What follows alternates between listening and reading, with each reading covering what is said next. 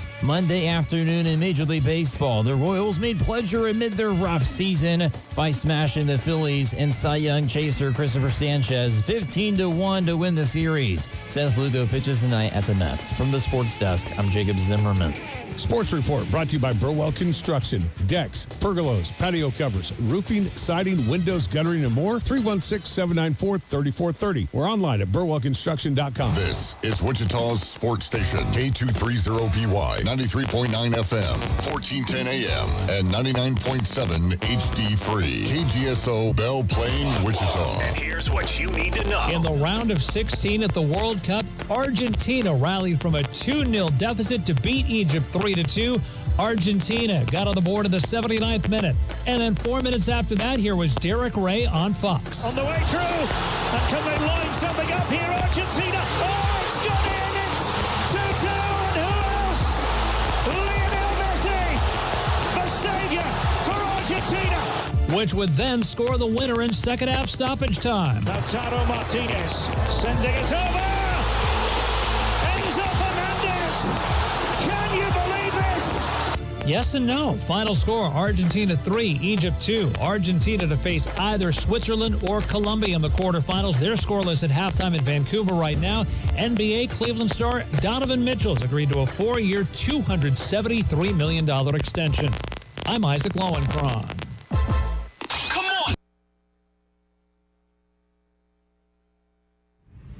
Broadcasting live from the KGSO studios in West Wichita. I feel more informed when I listen. This is the Press Box on Wichita's sports station, KGSO. The Press Box on KGSO.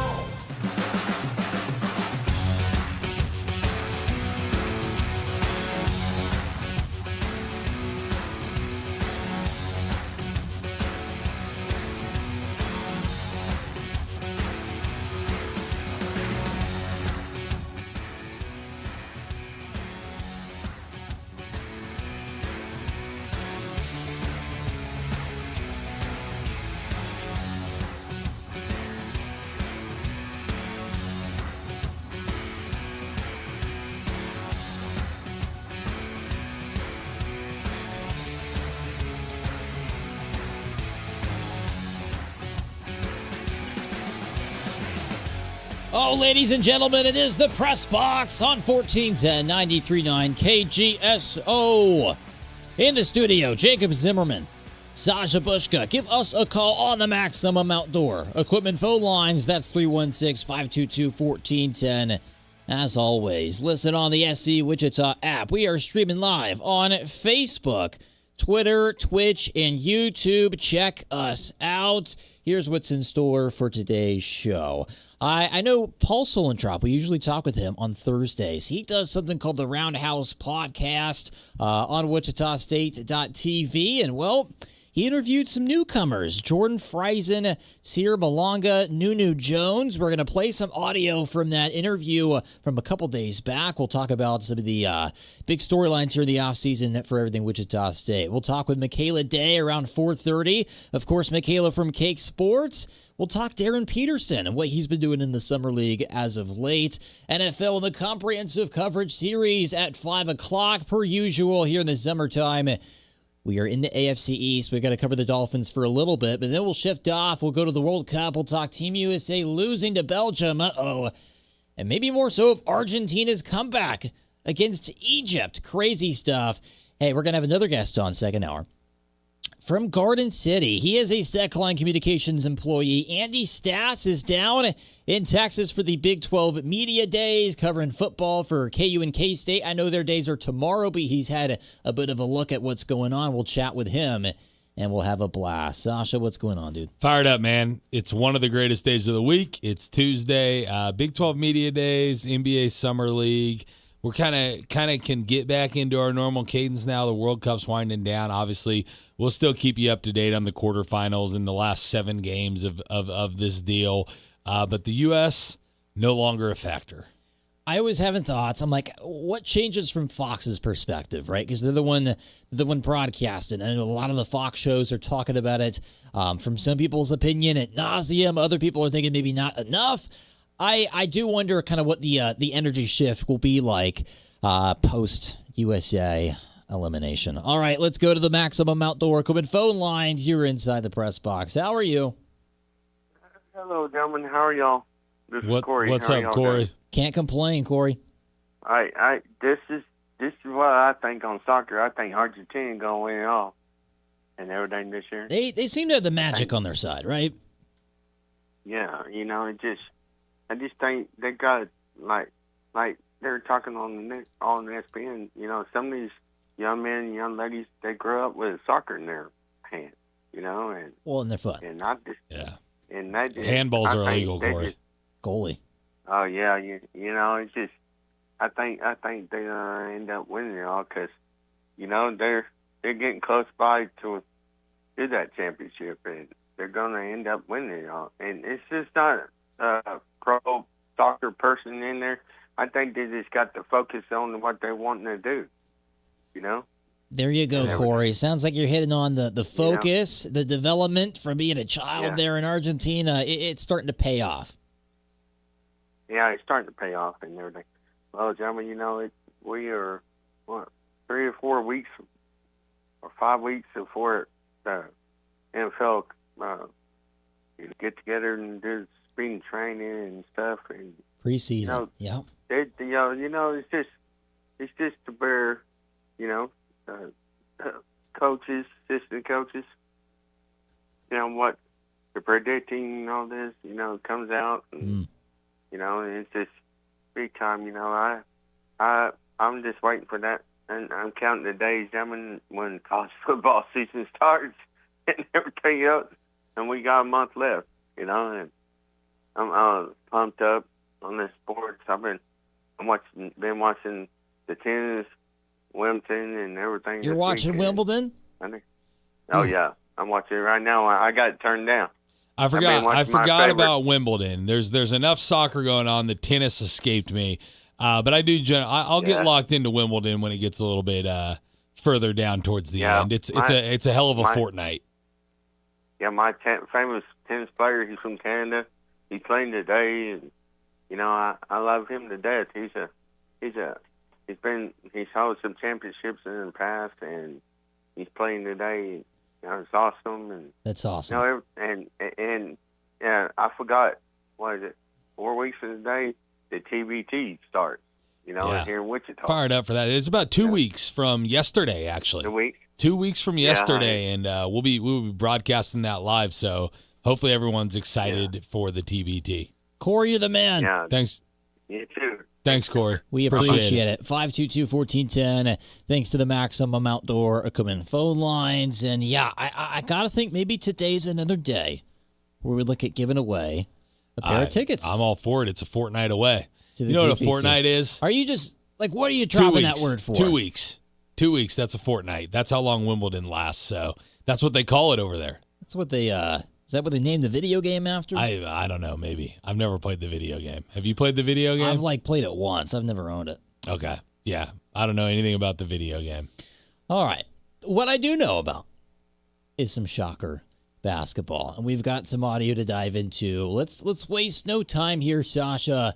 Paul Solentrop caught up with some of the premier newcomers here over the offseason for Shocker men's basketball. You got Nunu Jones, you have Sir Malanga, and you have Jordan Friesen, who's going to be a pivotal player here on this year's squad. So we got some audio clips pulled up, some from Friesen. I think Sir Malanga's story is interesting. We'll hear a little bit of what he had to say as well. So let's start off here with the first clip of what Friesen's visit was like here at WSU. Just, walking you around the gym and everything and the campus and all that. And then we ended up going out to dinner.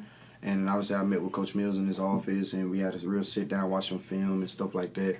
And, everything, that they were saying sounded correct. And I could tell how serious they were and they, treated me as a priority. And it was the right decision. So when I came home dinner and when I went to dinner and I met all the teammates and everything, TJ and everything, it was the right choice to be able to, go ahead and commit here.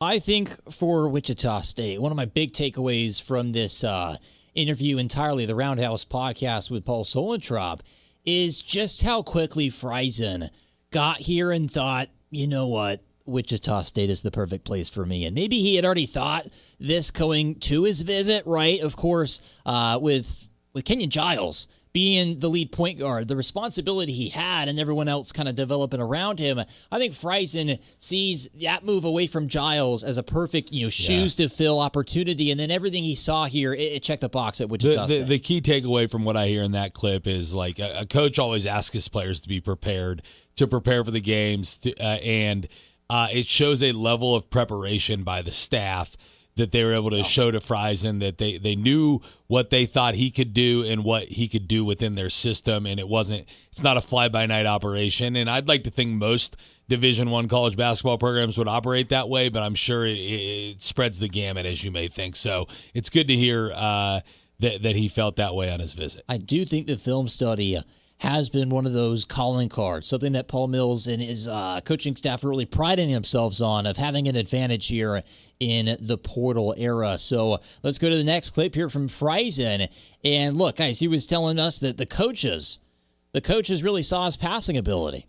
Just with like how they highlighted my passing ability. A lot of schools didn't do that during the recruitment process, but that was a big thing for coach. And that's one part of my game that I feel like, flies under the radar sometimes. So, yeah, it was when he highlighted that, I could tell that they were actually, watching film and really, they really wanted me to be here. So you go to the game log of a Jordan Friesen. I know a lot of the conversation that we've had about Jordan here is his efficiency in the lead guard position. And when he's putting up numbers, right, and you're thinking about, man, like 56% from the floor overall, 45% from three. Like, these are elite numbers for any lead guard.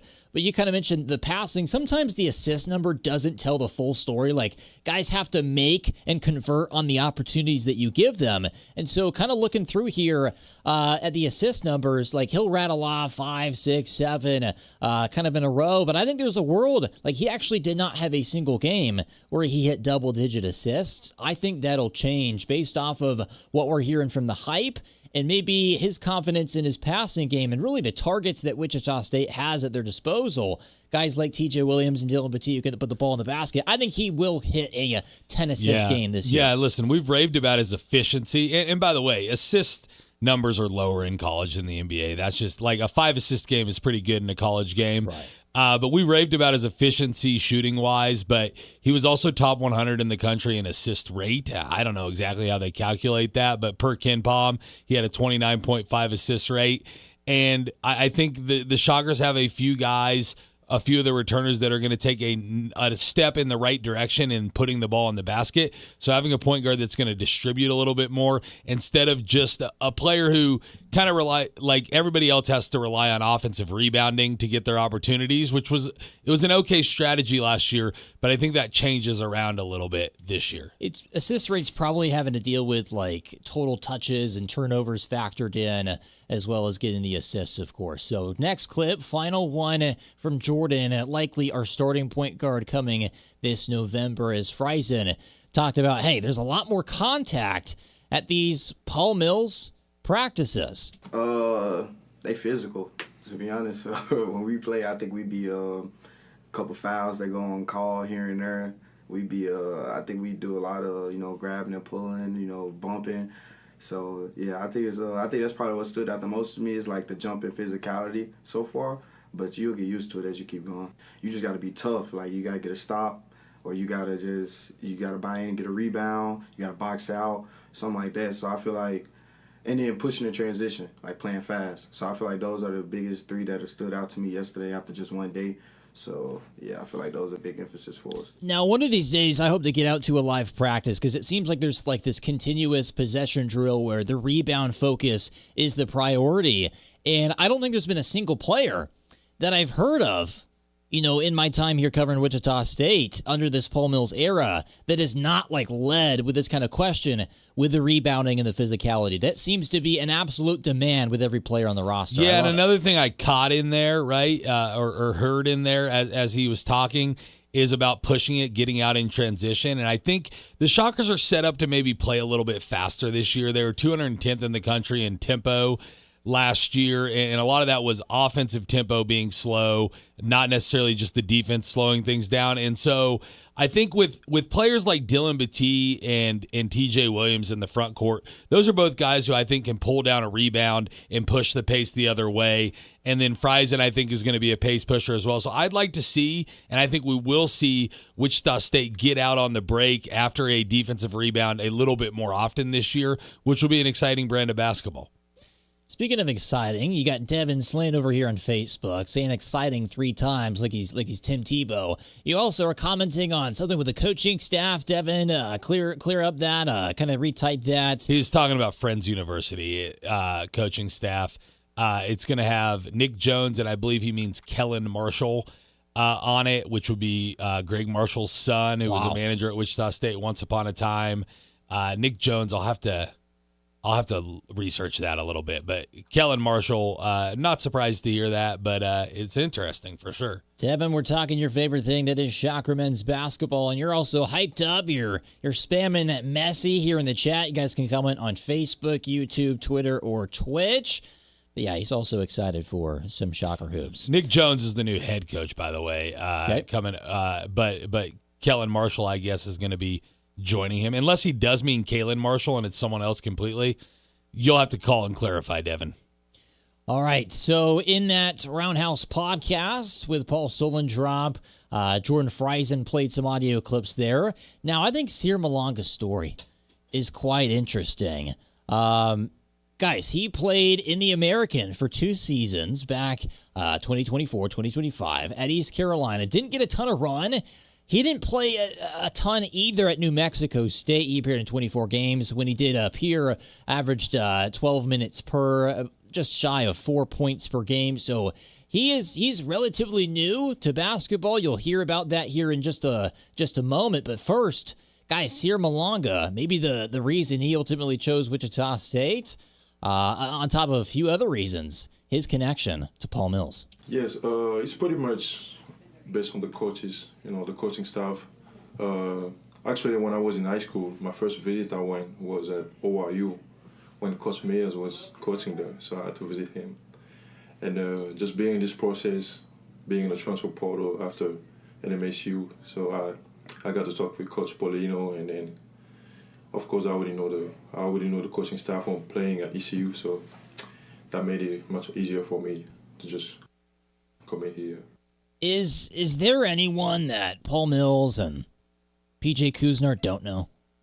Like it seems like they talk to everyone. The basketball world, and I think especially like PJ being down in Texas, and Paul Mills and PJ Kuzner are both kind of hail from the Houston area, so they probably have similar circles and similar guys that they both know. But Sear should be a good addition, right? Like I think he's going to spell Will Berg when we need it, unless it's Noah Hill. But one way or the other, when he gets his opportunities, he shot 65% from the field last year, and so he'll be kind of like the alternative, like roll to the basket and throw lobs to kind of guy, I think. Whereas Will Berg's going to be more of a traditional post up and not finishing above the rim as often. If Malanga could be like Emmanuel Okorafor was last season, if he's able to put the ball on the rim, finish on some of these dunks, Malanga, I think he might have better hands than Okorafor. Just watching a very brief film so far, but very excited for his potential. And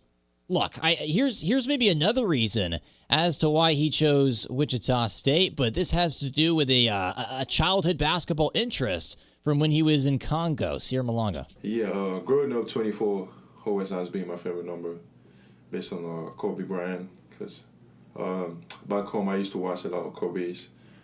I mean, I didn't know basketball that much, but I used to hear about people just talking about Kobe, and the shoes, actually. I always wanted to wear some Kobe shoes, and then come in here, and I found that, of course, the school is Nike. And I finally got my Kobe shoes, and I was really happy about it. So there you go. Maybe it was Paul Mills. Maybe it was the Shocker tradition. Maybe it was the fact that Wichita State paired up with Nike as part of I believe, a 5-year agreement with all 16 varsity sports at the time that signed July 21st, or July 1st there in 2025. So exciting that Sear is getting to live his dream wearing some Kobe basketball sneakers. There you go. Yeah, by the way, Kobe, from what I understand, from what I've heard, the Kobe shoes are the best performing shoes that Nike makes. Okay. Yeah. Okay. With that, let's go to the Maximum Outdoor Equipment phone lines. You are on the press box. How are you? What up? What up? What's up, Devin? Devin.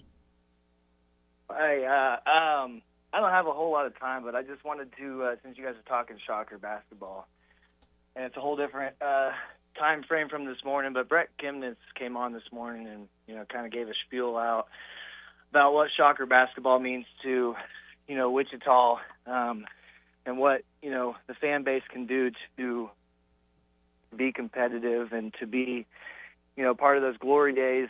Because I did sit down with Nick Jones and Kalen this morning and just brought back a lot of memories about who we used to be and who we still, and he talked about, protecting that, what Wichita State means to Wichita and our home court advantage. At one point we used to be one of the top 10 most, threatening places to come and play, and I think that's kind of slipped up, and where we've kind of branched out to being, mediocre, and he made a great point, is that who, Wichita wants to be.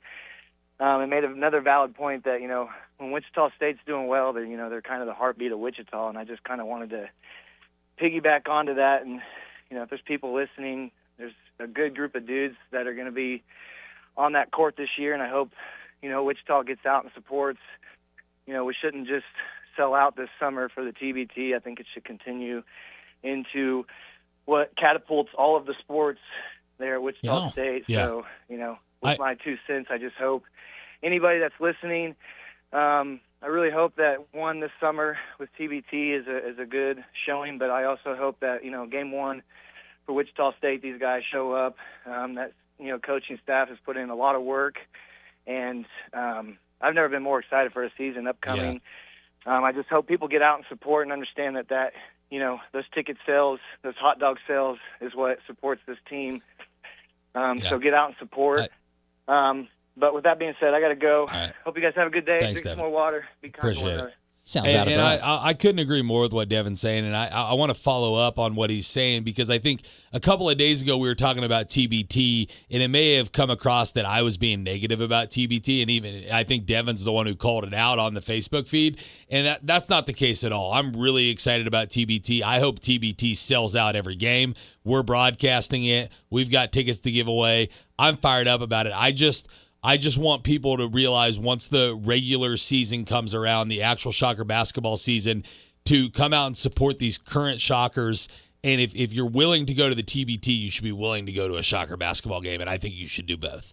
Right. You shouldn't have stubbornness towards the men's basketball program and then show up to the TBT just because you want to support a winner. I totally agree. I think your point, I don't think you meant any harm to the TBT at all. So, last clip here from Sierra Malanga. Guys, I mean, his life started in Congo. That's not common to end up here in the States and be playing high-level Division I basketball. We see guys, have cool stories coming from that area, maybe cracking the NBA. Like, it is really cool to hear about their experience. Let's hear more of it from Sierra. In Congo, we play basketball, of course, on concrete, and then, some of the stuff like NBA, of course, we just watch it on TV, and then, because I used to be a soccer player, I didn't know anything about basketball until my dad, just like that, because of just seeing me getting taller and taller day by day, he thought about just asking me if I want to play basketball, coming by, like, proposing me to get a jersey. So if he buy me a jersey, would I try to play basketball? So and I was okay with that, and I tried, and I just fell in love with basketball. I started playing basketball in 2019. I wanted to include that at the end, guys. 2019. I know maybe you hear the name Sierra Malanga, you look at the college stats, and you see, he hasn't really averaged much in any column. I think there's a factor where if he gets in our building, he's in the roundhouse, he's working his butt off in practice. We saw the development in real time with the core four last season, who he was in January versus who he was in March. He was two different players.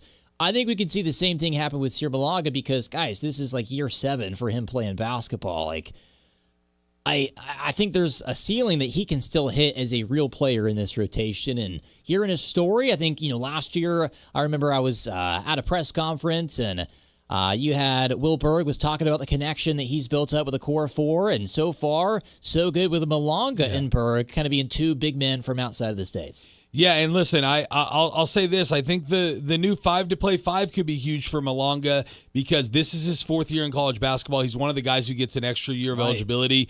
And this coaching staff has been really good at developing big men. So we might get a lot out of him this year, and then we might have a hell of a 1-2 punch after Berg graduates and still have Noah Hill and Seer Malonga the next year, and he'll be just that much better in his 2nd year in the program. So I think that's a boon for Wichita State as well to get 2 years from him if this year goes promising. So, that's exciting stuff.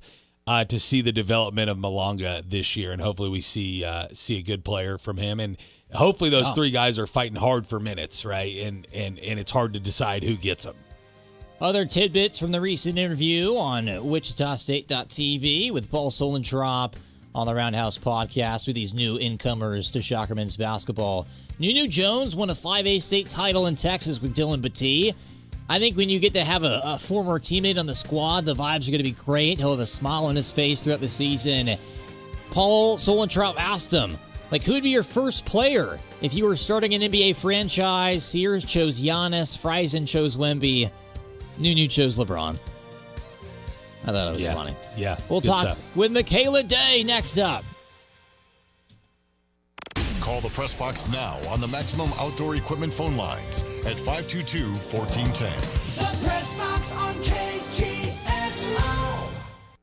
The road to the football season starts at Big 12 Media Days, July 7th and 8th. Join KGSO live from the Star in Texas for coach and player interviews as the excitement builds for what promises to be a thrilling season for both KU and K-State. Get extensive coverage on Wichita's #1 sports talk, KGSO, during the game plan and press box, bringing you the latest news and insights straight from Big 12 Media Days. Coverage is proudly sponsored by Moneytown Pawn, Jewelry Savers, BNC Barbecue, and Mr. B's Donuts.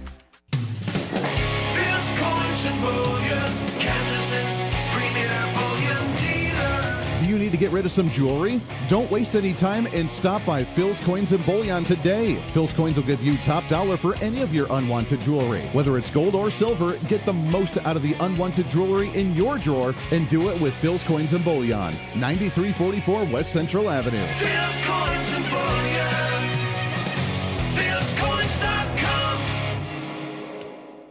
My name is Christine, and I'm a widow. My husband, Ryan, was a healthy 34-year-old, and 3 months later, he was gone. Thankfully, he had life insurance. Ethos made it so easy. You can get a quote in seconds, apply in minutes, and get same-day coverage. 100% online, no medical exam. Life insurance didn't take away the loss, but it did give us the space to just grieve. Get your free quote at ethos.com/save. Ethos.com/save. Paid spokesperson. Time spent on application may vary. Online health questions required. Looking for a new-to-you ride? For over 70 years, customers have trusted Rusty Egg Ford with quality vehicles and exceptional service. We have 500 used cars available with 150 Ford Blue Advantage certified. From fuel-efficient cars to tough trucks and versatile SUVs, you'll find quality, value, and selection all in one place. That's peace of mind with every mile. Buy with confidence at Rusty Egg Ford. Visit rustyeggford.com. Family owned and simply the best place to buy. See dealer for details. So what's a great way to spread awareness that driving high is illegal everywhere? A catchy song, of course. You can run, but you can't drive high. You can run, but you can't drive high. Friendly reminder, don't drive high. If you feel different, you drive different. Brought to you by NHTSA and the Ad Council. This is the Jason Smith Show. Check this out. Pay attention. With Mike Harmon. The home field advantage for the United States in this World Cup is immeasurable. This is an advantage that I can't believe I didn't take enough of this into account, that this was going to be such a big deal for the United States. You're listening to Jason Smith with Mike Harmon. Overnights with Jason Smith here on KGSO. Wichita's sports leader, KGSO, is brought to you by Devon James. Devon James Injury Lawyers. Call 888-8888. That's 888-8888. See the latest promotions and special events online at KGSO.com. This is Wichita's sports station.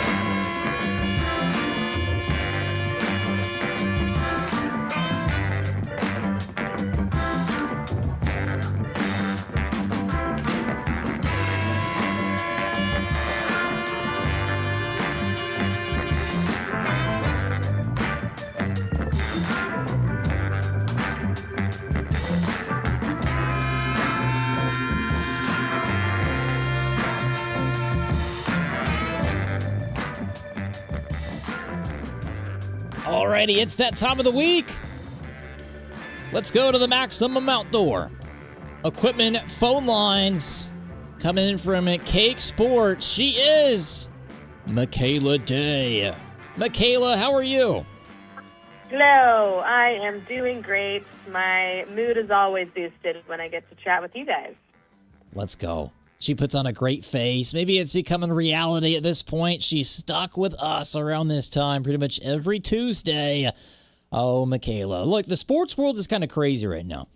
We've got Big 12 Media Day action going on today and tomorrow. Sasha and I actually opened up the show talking some Shocker basketball. Might lead with that. World Cup madness. I mean, I don't know how America is going to react. Do we no longer care about soccer? We kind of cared for a few weeks, but I'll go to the top here. We talk with Paul Solentra, senior communicator from Wichita State. We talk with him on Thursdays, and he does the Roundhouse podcast. Now, I don't know if you caught this. We played some audio to start off the show, and Paul Solentra caught up with Nunu Jones, Jordan Friesen, and Sear Malanga, all which have nice, interesting stories coming here to Wichita State. But let's kind of zoom in on Friesen.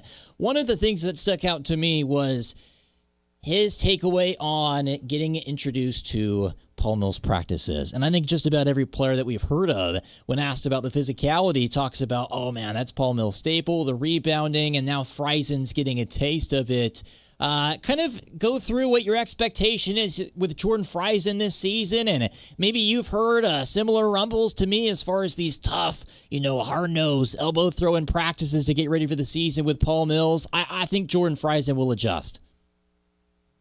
Yeah, and first off, if I cut out, I feel like I have bad reception. Just interrupt me and I'll move to somewhere else in the Cake Studios. But no, we actually got to catch up with Friesen a couple weeks ago. There was media availability shortly after one of their kids' camps. And what really impressed me the most about him is obviously his journey, starting at Pittsburgh State, obviously a local D2 school here in the state of Kansas, which is no joke. The MIAA conference for Division II is the best conference. And for him to be named the player of the year as a sophomore and also a freshman of the year, I mean, he just dominated at the D2 level. Then to get that chance at D1 at Chattanooga, and here he is, finally with Wichita State.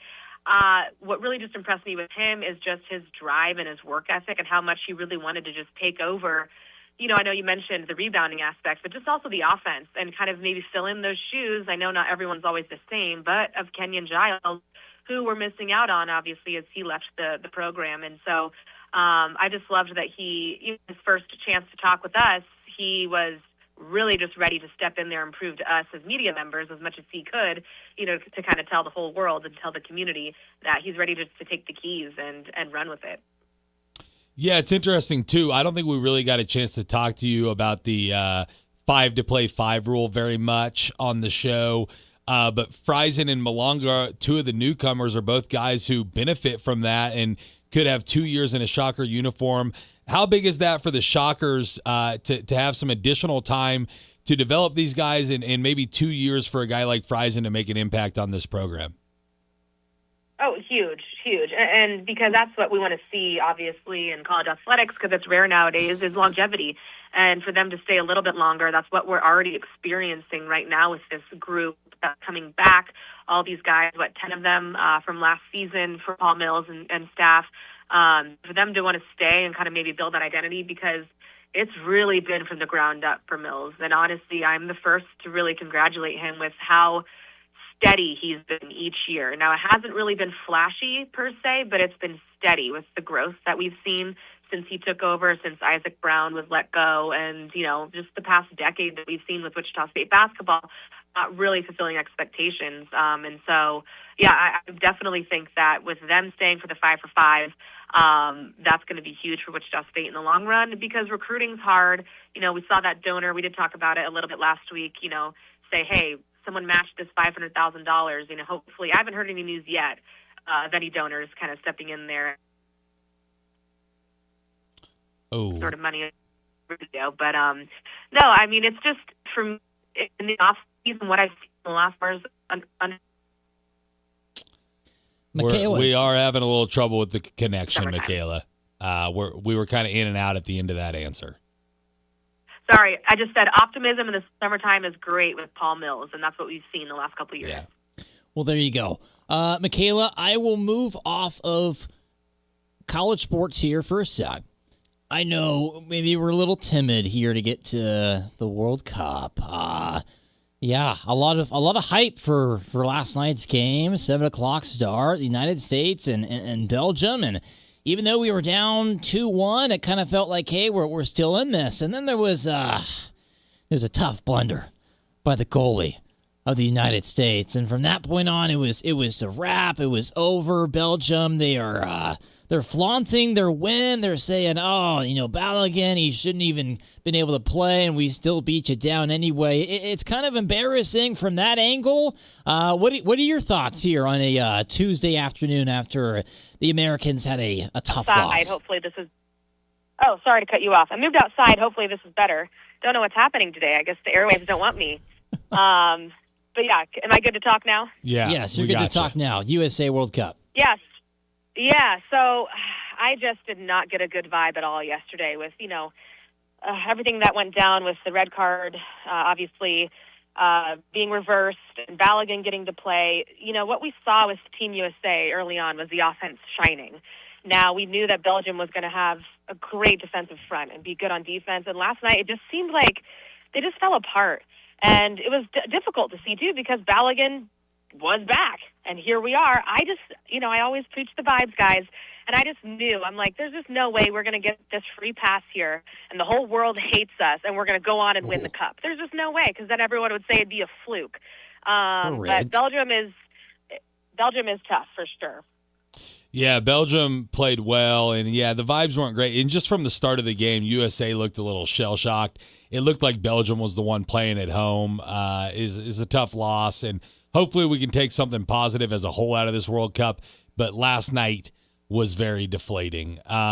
Taking it back a little bit local to the Kansas side. Unless you want to talk more about the World Cup, but after last night, I don't really. Darren Peterson has kind of showed out in his first 2 Summer League games. He had 28 points in his first one, 25 and 12 last night, and kind of looked like the player people expected to see at Kansas. Now, I will say he averaged 20 points a game at Kansas when he was out there, so he still looked good while he was there. But to me, just watching him on the court, he appears to have some of his mobility back, some of his athleticism that we expected to see is being displayed in the Summer League. Dare I say maybe the Jazz got the best player in this draft at the number 2 pick? Oh, yeah, I heard Jacob react there, too. I think it all shook out the way it was supposed to shake out. I honestly, a couple months ago, didn't really think he'd go 1. I honestly was steadily following Devonsa, and, I know maybe some people have some thoughts about that, and, why did he go 1 over Peterson going 2? But, I think Utah is the right place for him, and you're right, didn't see any cramping issues last night. We'll see how that kind of evolves. I kind of want to go back to how he really addressed it to media a month ago and saying, it's all good now, and this is what it was, and I don't know, it just still feels like a fluke situation to me. But, all in all, this is exactly the Darren we wanted to see with his one-and-done season in Kansas. He still did average, like I said, about 20 points a game, so he still was, a great player. But I'm just curious to see kind of how it plays out with this injury issue thing. I don't want him to be like a Kawhi Leonard and just have injuries, right. basically dominate the storyline for him.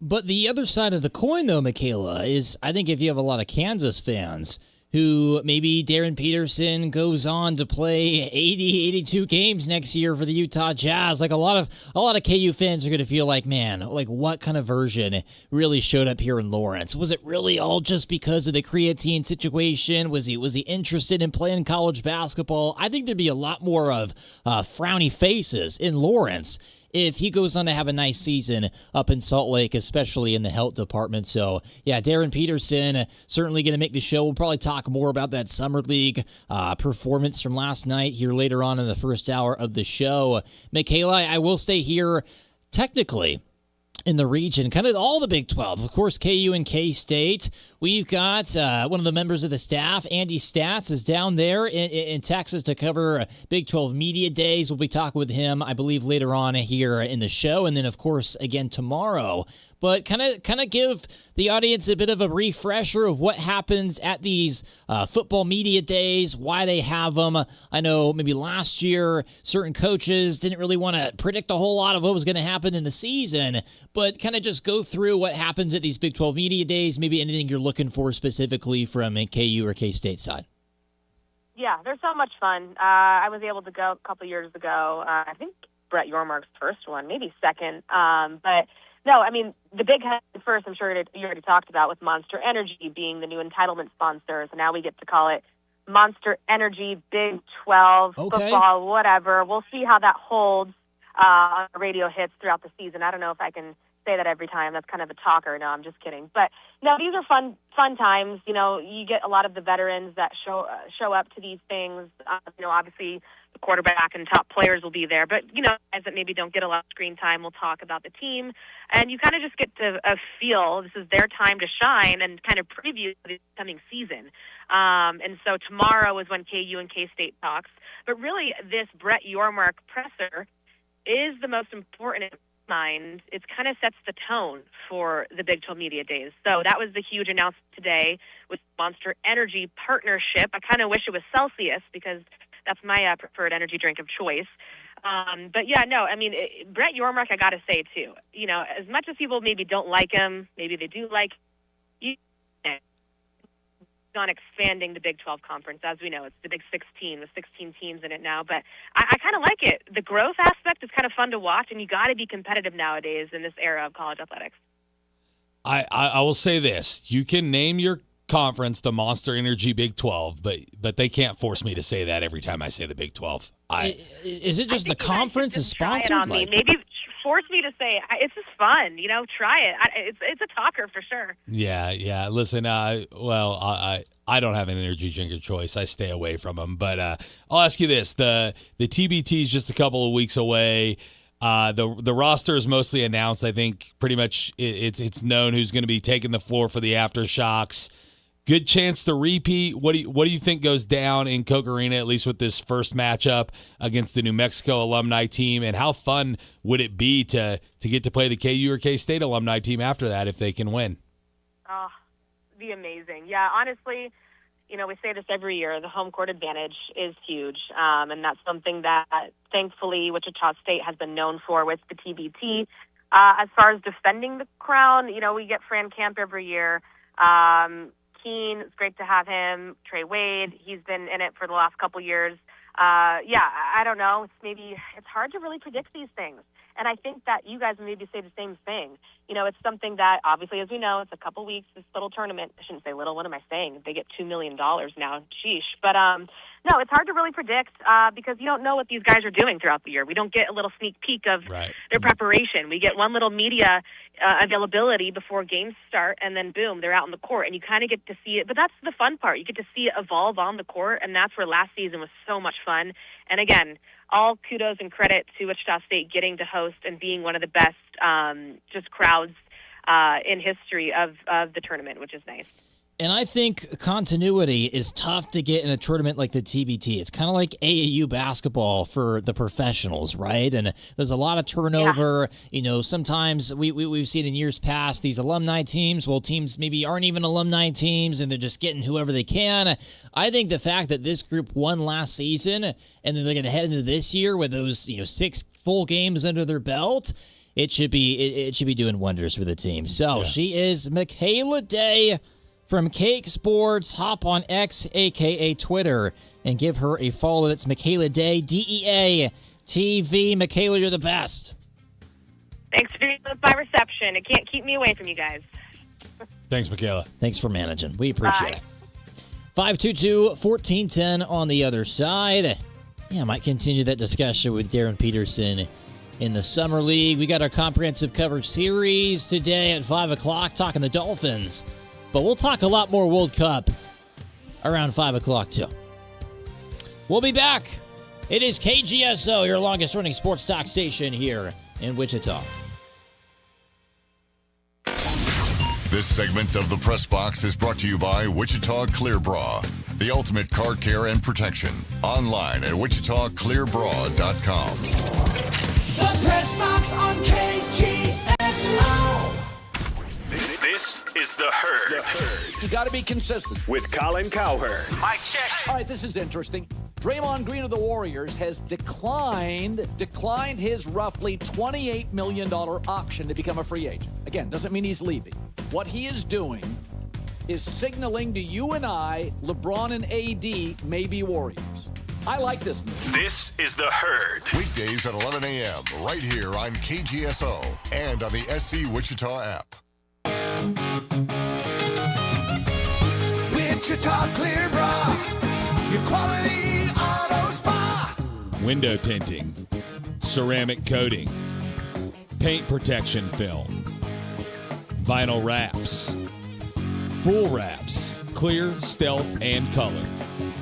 WichitaClearBra.com. Wichita Clear Bra, your quality auto spa.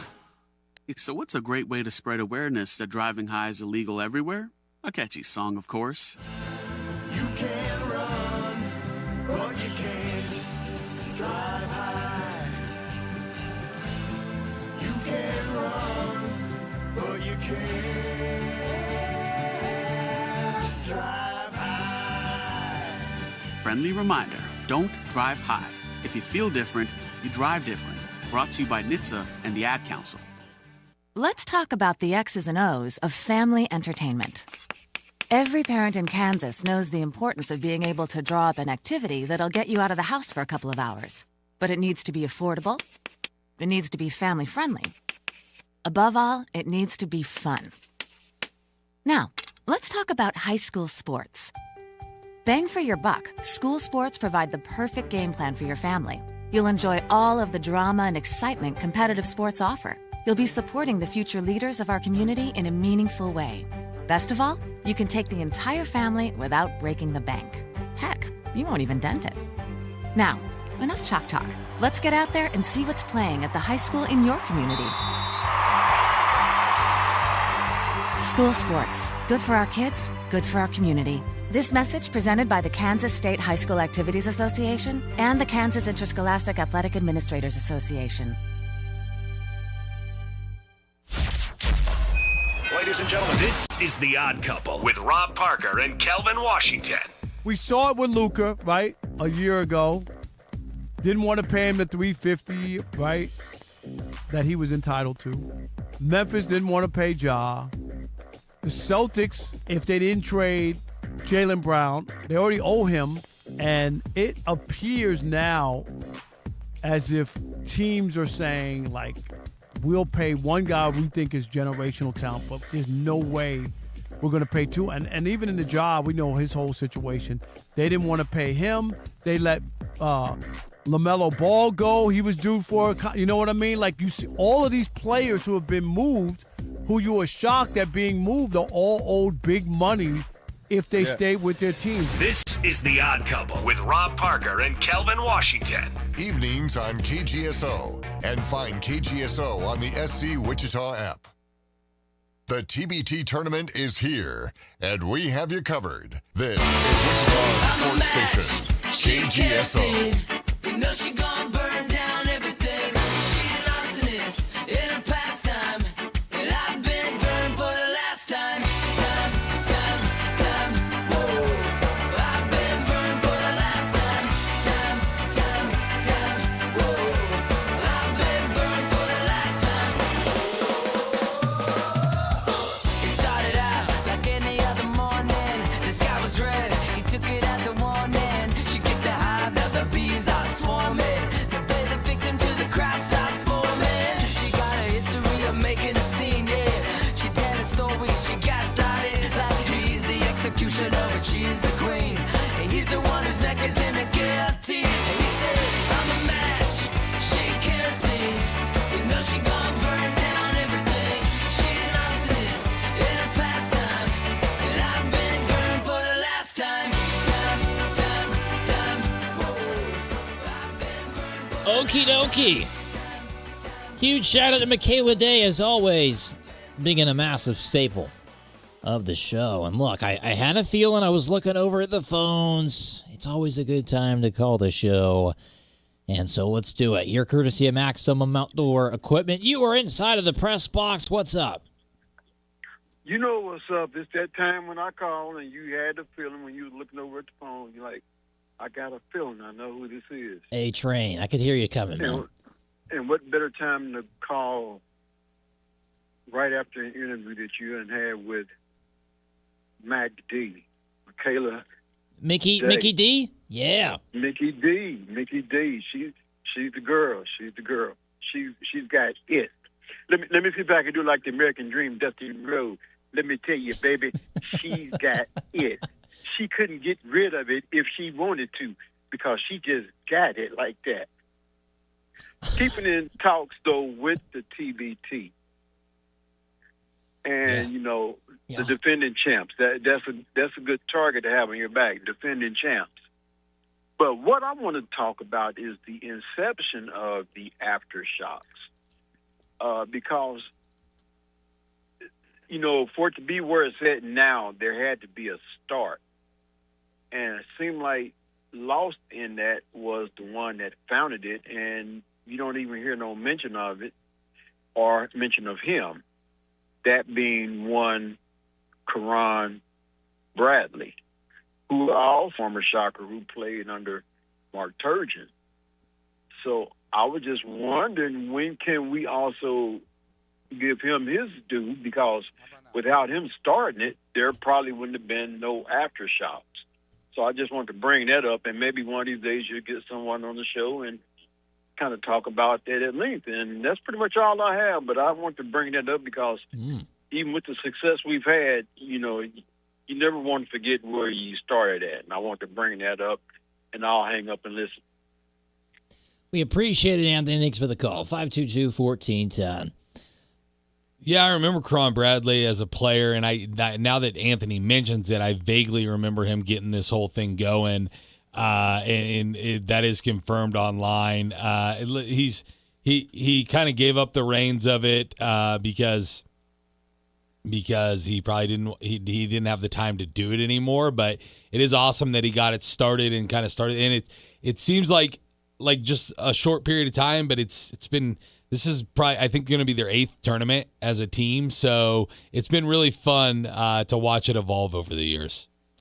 I had never heard of the TBT before I came out here to Wichita, and kind of like a big college sports town kind of sport. And look, I think from the get-go when I figured out, hey, like there's investment from the community, former players. This tournament had 64 teams last year. That's big time. It's something you can't ignore. So look, as soon as you get out the one game, you feel the energy in the roundhouse, you never forget it. So I did want to cover a little bit of Summer League here. I don't know how much we'll even talk about Summer League throughout the offseason, but look, when it's involving a former Jayhawk, it makes sense to bring it up. I'm looking at Darren Peterson here. We were, naming off some numbers that he had earlier. I think he had a 29-point outing. He had 25 and 12 yesterday playing the Grizzlies. This is at the Salt Lake City Summer League location.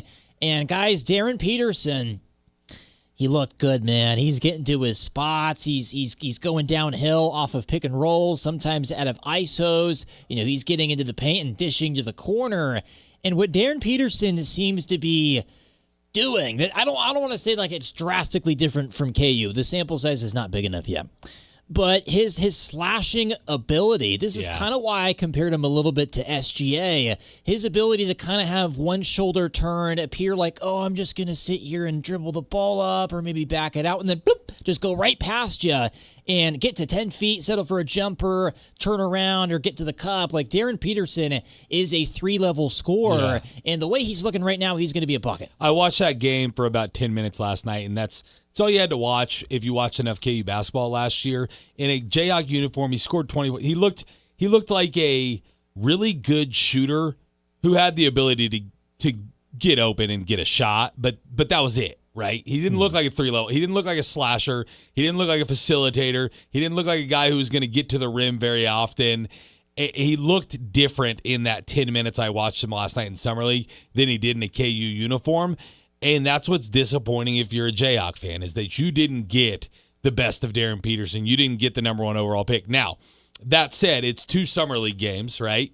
And he's got to prove that he can be that player all the time through a whole NBA season and not for 2 Summer League games. But so far, what we know is the ceiling that he has is higher than what he ever showed at KU, which is what stinks if you're a Jayhawks fan. I mean, I'm watching a veteran move here, Sash. Like his in and outs, his between the leg dribbles are nasty. They're quick. They're sharp. He gets to the paint, and like it's a classic thing for rookies early on in the league to not figure out the concept of jump stops, pump fakes, turnarounds in the post over bigger defenders. Because usually these guys are rookies. They want to make a name for themselves. They haven't figured out like the real true length. Darren Peterson, like you're seeing moves here. He gets to the cup, and he's just taking his sweet time, finds the right moment, finds the right gap in the defense, and makes a shot. Like, the kid can really play. If he's healthy, he'll be right in line for Rookie of the Year with the Bronx. And I think he got lucky not going to a place where Trae Young already is. Like, I think he'll have the ball in his hands more in Utah. That'll be good for him. Call us at 5. We'll be back. This is Stu Gatz and Company live. The audience wants this. You're listening to Stu Gatz and Company live. Taylor has advice for England if they want any chance to win in Mexico. What's your advice for them? Because Mexico has this home field advantage that I'm not all too comfortable with. I have to be honest. Go ahead. I'm going to tell you this right now. A decoy bus with decoy players. Stu Gatz and Company live. Weekdays at 2 p.m. on KGSO and on the SC Wichita app. Need life insurance but have diabetes, high blood pressure, or on anxiety meds? If you're a 50-year-old male, even porky, or with type 2 diabetes, $1 million of life insurance may only cost you about $200 a month. For affordable term life insurance, call Term Provider and speak with Big Lou at 800-444-2013, 800-444-2013, or visit biglou.com. Remember, Big Lou's like you. He's on meds too. 800-444-2013. We first opened about 10 years ago. We were small, just a few of us, but it was exciting. I always dreamt of having my own business. It was kind of slow at first, but things started picking up. We had big plans, but in our wildest dreams, we never thought we'd have this much work. Yeah, with so many businesses caught off guard by the storm, Reed Waste Management has never been busier. What will become of your business after a disaster? Nearly 2/3 of businesses aren't prepared for an emergency, and 40% of businesses that experience a disaster never recover. Make an emergency plan now, before it's too late. For a free online tool that helps you develop an emergency plan to keep your business up and running should disaster strike, visit ready.gov/business. Brought to you by the Federal Emergency Management Agency, the American Red Cross, and the Ad Council. Social Security is with you through life's journey from birth to retirement. As your life changes year to year, so do your needs. For over 80 years, Social Security has helped to meet your needs and is committed to improving access to the services that make a difference in your life. Today, you can verify your earnings, estimate your future benefits, apply for retirement, manage your benefits, and even change your address, all from the comfort of your home. Social Security's online services help put you in control with secure access to your information anytime, anywhere, allowing you to spend more time with family, friends, or simply just enjoying the day. Social Security, securing today and tomorrow.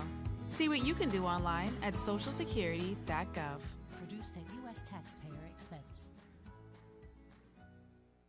While serving in Afghanistan, I was shot in the head by sniper fire. The fighting was so intense, the medevac chopper was barely able to land. I was given a 5% chance to live. I'm Adam Alexander, and I'm a veteran. Today, I visit classrooms and talk with kids about dealing with life's struggles. I tell them, with a little help and a lot of work, that you can overcome any challenge. DAV helps veterans like Adam get the benefits they've earned. They help more than 1 million veterans every year in life-changing ways. I know that some struggles are big and some are small, but they're all struggles, and you have to learn to get through them. With support from DAV, more veterans like me can live their best life. And as a new father, I have one more reason to keep on keeping on. My victory is being there for the next generation. Adam Alexander, may your victories inspire many more. Support more victories for veterans. Go to DAV.org. This is Wichita's sports station, K230PY, 93.9 FM, 1410 AM, and 99.7 HD3. KGSO Belle Plaine, Wichita. Broadcasting live from the KGSO studios in West Wichita. I feel more informed when I listen. This is The Press Box on Wichita's sports station, KGSO. The Press Box on KGSO.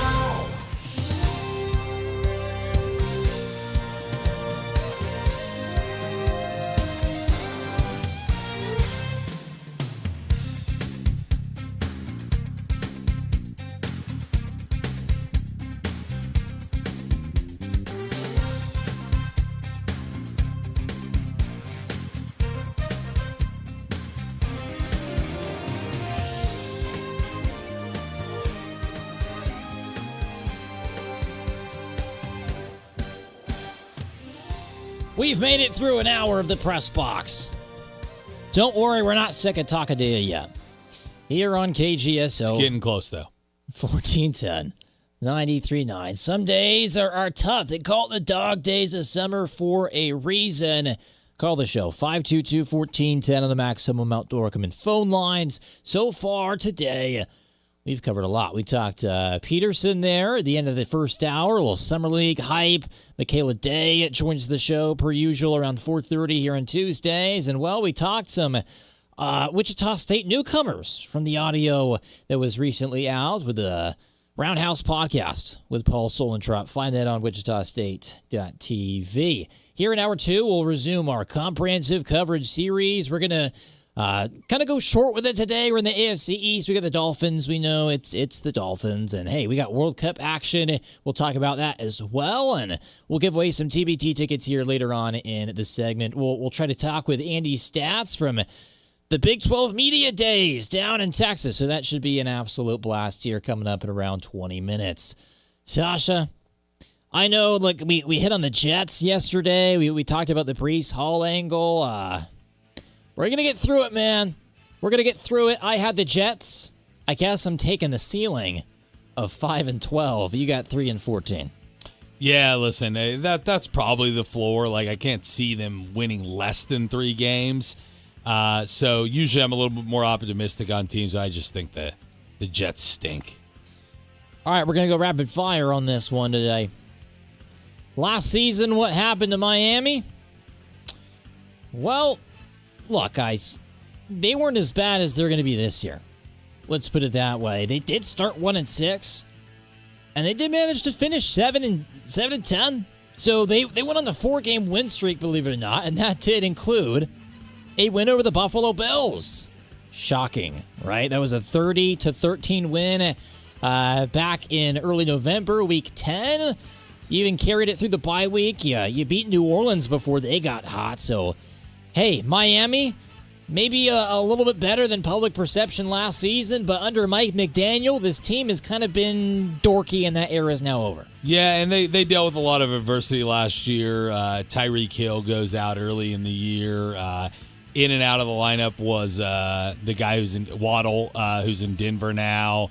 And then you always deal with the injury concerns with Tua Tagovailoa. They had Quinn Ewers starting their last 3 games, a rookie 7th-round pick. So, honestly, like, it could have been worse, right, to win 7 games. I think people maybe are a little bit more down on the Dolphins this year than they should be.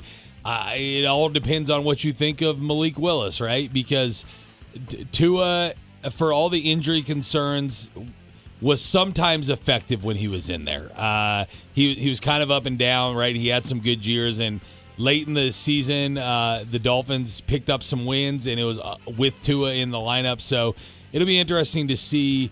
Listen, Waddle's out the door. Tyreek Hill is out the door. And by the way, this is a little bit of a side note, but I did see a report today that Tyreek Hill might not even be cleared to play for all of the 2026 season. What? After that injury early last year. So that'll be an interesting story to follow as well, but it's not really applicable to the Dolphins right now. So, look, we were talking about Geno versus Malik Willis yesterday. I know there's some hype around Malik Willis. I think it kind of stems from his time at Liberty when he was the quarterback there. Here's the numbers for you. Malik Willis has appeared in 22 games. He started 6. And so I know, like, him coming in and at the end of a game is different. But we're talking about a quarterback who averages 60 yards per game passing. That's it. Like, some running backs were able to pull that off in certain games on the reverse, on the halfback pass option. I mean, he has just not done enough proof in the pudding to me to project this season to go well for Miami. And I'll even say this. As bad of a PR nightmare as it is, maybe for, like, hype with your fan base of McDaniel being your coach, he knows offense, man. And so I just think in this transition to Jeff Hafley, I called it when I saw Hafley get hired to the Dolphins. I was like, man, I'm just sensing that this could be one of the very worst teams in the NFL. Yeah, I actually am I'm a little bit higher on Malik Willis than you. I think a lot of, like, the lasting remnants of him stinking comes from his time in Tennessee, and when he got his opportunities in Green Bay, he did all right. Plus, I'll say, like, Hafley was with him in Green Bay and chose to bring him over to Miami, so he liked what he saw there as well. That being said, like, and I know we'll get into this as we go here, but we're going to do kind of a quick one on the Dolphins. Yeah. I was looking for wins to give them. And their last 6 games are absolutely brutal on this schedule. You would think, like, a team that went 7-10 last year, got 3rd place in their division, wouldn't have that tough of a schedule. And there's some wins to be found early, and maybe some of these teams at the end won't be as good as we think. But just looking at it at face value, it's hard to find a win there at the end. You are referring to the stretch where you go Denver, Chicago, Green Bay, Chargers, Buffalo, New England. That's a tough way to finish the season, right? I mean, before that, you've got the Jets in there twice. You've got Las Vegas in there. But other than that, like, other than the 2 games against the Jets and a game against Las Vegas, they won't be favored very often unless they start off hot, right, and are a lot better than we expect. But they won't be favored very often this season. You go to the roster. It's bad. It's bad. Wide receiver talent. Jalen Tolbert. Tutu Atwell. He can play a little bit. Malik Washington. Guys, running back, you got Devon Achane. Ollie Gordon II. We know his name from Oklahoma State, but guys, this is going to be the Devon Achane show. He's going to get a lot of touches. Quality touches, gaps in the offensive line to run through. They're going to be slim. Yeah, running back is their strongest spot, right? Even the guys behind Achane aren't bad, right? Jalen Wright had flashes last year. But Achane's not a guy you can just give the ball to 30 times a game. He won't last in that regard. And I do feel kind of bad for Willis that like you finally get your opportunity, and this is your receiving core, right? A bunch of guys that nobody's ever heard of, plus Tutu Atwell, who was like a fourth or fifth guy for the Rams for most of his career. And so I do worry about them in that regard. Speaking of guys no one's heard of, have you seen the defense? You did get a Josh Uche from Philadelphia. You got a Lonnie Johnson Jr. from Las Vegas, but let's be realistic here. The Dolphins defense is bad. Like X Factor wise, honestly, I'm going to put the X Factor as the entire Dolphins defense. Because outside of Achane, I don't know where the strength is on this team. And I think Hafley was a defensive coordinator for the Packers. That's right. Was also a coach for Boston College, the head man there in his tenure. I think if anything he improves, it's the defense. It better, and that's why it's the X factor for me. They got Storm Duck. Storm Duck, the number 29 for the Miami Dolphins. Listen, third string corner. I know. It's just a great name. I just wanted to say Storm Duck. He is actually listed as the starting right cornerback right now. But yeah, looking at their roster, right? Like we looked at the Jets yesterday. There's at least like some semblance of some talent on that roster that you could see, that you could believe in, even though the Jets have been really bad. You're right. When you look at this Miami Dolphins roster, there's not a lot of names you recognize. There's not a lot of names that you expect to step up and be great. That being said, when we get to the records, I still think I'm going to have them finish above the Jets because the Jets have just shown the ability to lose over a longer stretch of time than the Miami Dolphins. All right, man. We've covered the X factors. We looked at the schedule. Odds-wise, plus a gazillion to win the division. It's time for a record prediction. Not even the Browns, I stoop this low. I'm sorry, Miami. 2-15 is all I'm going to give you. That's right. Yeah, I'm going to go. Their over-under in Vegas is 4.5, by the way. I say they beat it by half a game. I'll give them 5. I'll give them 5 and 12. But I had to search for 5 wins, I'll be honest. But you never know, right? They beat the Bills last year. So wins can come in unexpected places in these NFL seasons. But I really had to search for 5 wins that I would that I would think they would likely get. I gave them. I had them beating Vegas first game of the year. Home game against Cincinnati, I think they'll have a chance in. The 2 games against New York, and maybe they get a home division game against Buffalo or New England. But I got them going 5 and 12. But it does feel like that's almost like with the Jets, my 3 felt like a floor. This 5 with the Dolphins almost feels like a ceiling, which is a sad place to be going into a season. The Dolphins have not made a conference championship game since 1992. Just got to remind the folks. And look, I think there'll be conversations about the Miami Dolphins being, in the conversation, at least to start the season, with the 2017 Browns. Look, you are saying... That would be ironic, wouldn't it? Yeah. The Dolphins going winless? That would be ironic. Yes, given their 72 history. Yeah. Last thing. You've got 2 more wins for the Finns over the Jets. I disagree. Yeah. No, I think it's like I don't believe in Aaron Glenn. I don't believe in the Jets organization and their front office. I think Jeff Hafley has a chance to come in and set a culture, and there's more variable with a first-year head coach. I saw how bad the Jets were last year with this head coach, and so I can believe that. With a first-year head coach, maybe there's something there that we don't know about, and so I hold out more hope for the Dolphins than the Jets. It's not saying a lot. Yeah. It's not. This is a clear have-nots division. We've done a couple of divisions just prior to this where a lot of the records were very similar. This division, it's very clear-cut. There's 2 really bad teams. There's 2 upper echelon teams, and I don't think there's a lot of argument about that. Okay.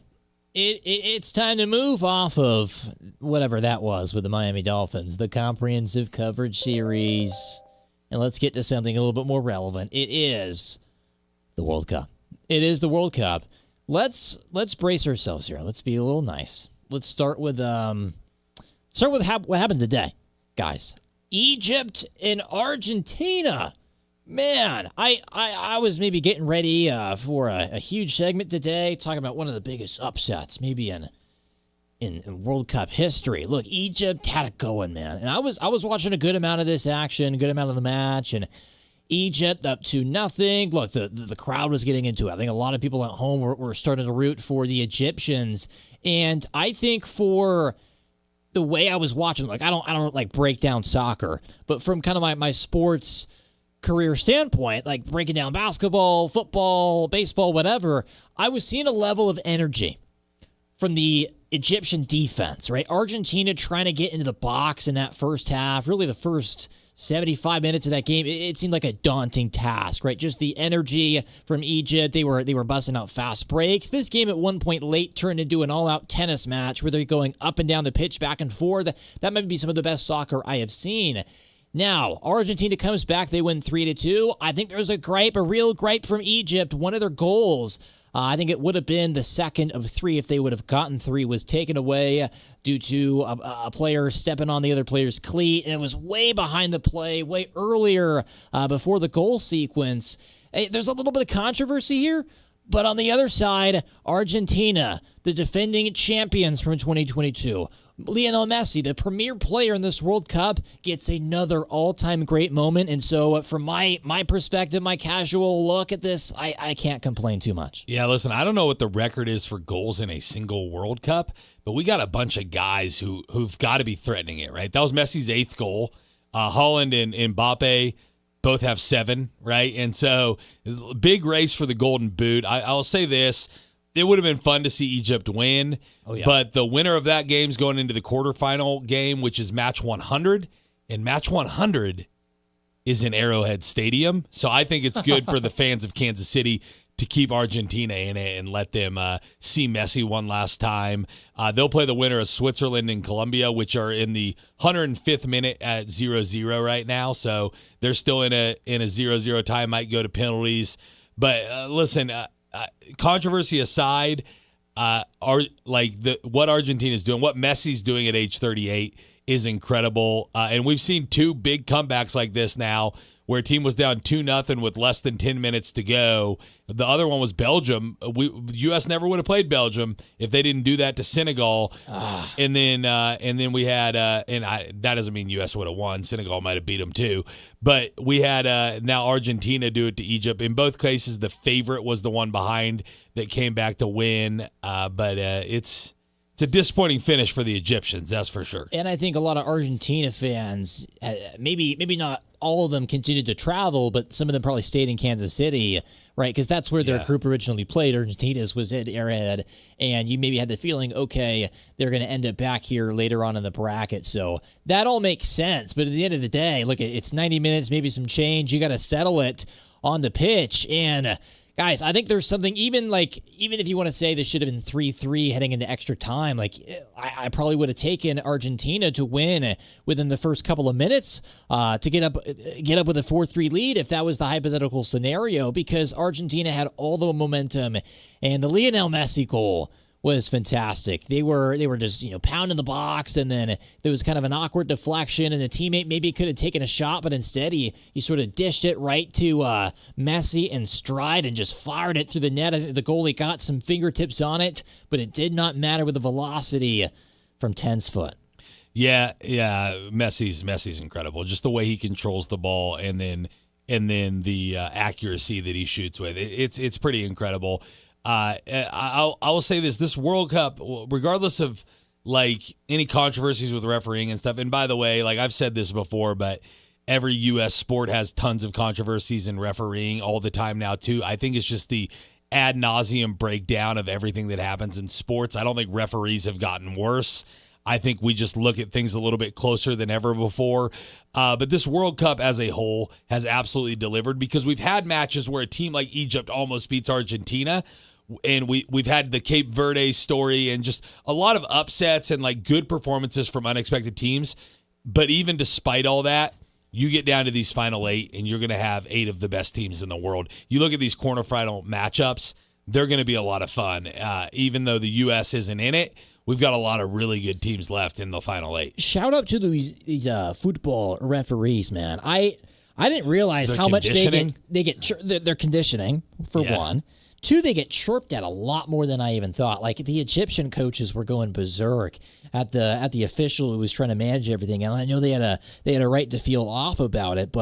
And then there's the language aspect, which I think is the most impressive. Like, how many different languages do you have to know fluently to qualify as a World Cup official?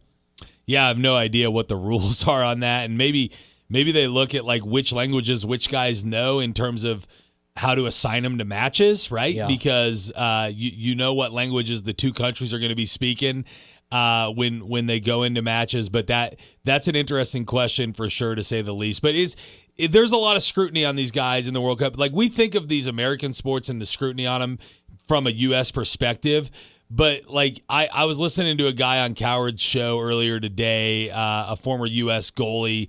It wasn't Tim Howard, but the other big-time goalie they've had. And the point he was making is, like, when you play in the English Premier League, which is where he played, and Tim Howard played there as well, when you make a mistake, a billion people are scrutinizing you. You're hearing about it. You get a level of scrutiny that doesn't exist in the MLS, and that makes you better. Yeah. And so, like, his point was you've got to play in the best leagues in the world to get better because of the scrutiny you face. And it's the same thing for the officials.